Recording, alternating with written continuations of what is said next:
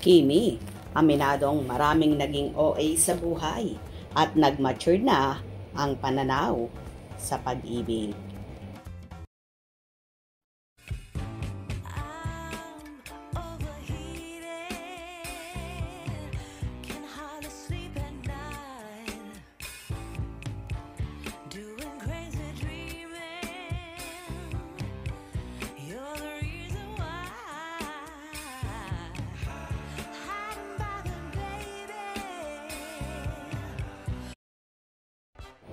Isa nga ang multimedia idol at TV host actress na si Kim Chiu sa nag-guest sa new show ni Mr. MJ Felipe, ang RUG, kung saan sila ni Paulo Avellino ang nag-guest dito.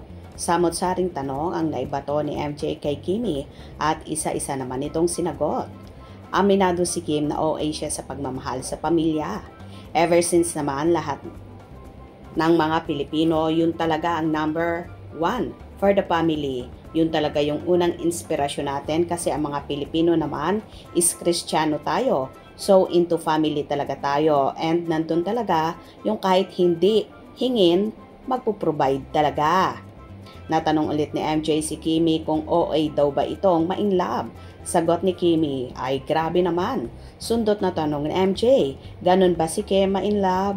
Sagot ulit ni Kimi, dati kung saan natawa pa ang dalaga. Ganon siya dati ma-in love, OA. Ngayon, sakto na lang. Sundot na tanong ulit ni MJ, bakit? What changed? Sagot ni Kim, ano kasi from the experience. Kasi experience is the best teacher. Yes, it will give you the test before the lesson. Sambit ulit ni MJ, oh my God, naalala ko bigla yung confession mo na binibilhan mo si ganito ng ganyan. Di ba ginawa mong investment? At yes naman ang naging kasagutan dito ng dalaga.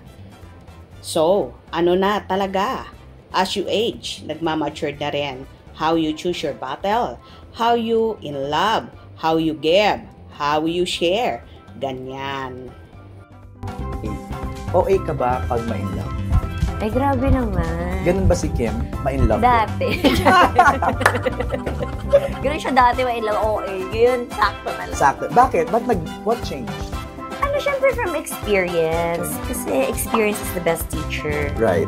Yes, it will give you the test before the lesson. Oh my God, naalala ko bigla. O nga yung confession mo na binibila mo si ganito ng ganyan. Ang dami talaga. 4 letters, big meaning. Di ba? So ayun na nga guys, tila marami ng pagbabago at nag-matured na nga si Kimi pagdating sa pag-ibig. Kaya naman ngayon sinasabi niya na sakto lang. Compare dati na OA talaga siya magbigay sa mga exes niya na nabalita na kahit nga sasakyan or malaking TV ay binibigyan niya ang naging karelasyon niya. Tama yan Kimi, maging wise ka na at practical.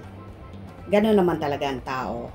Habang tumatanda, nagmamatured at mas nagiging practical na ngayon. Hope you enjoyed. Please subscribe for more info.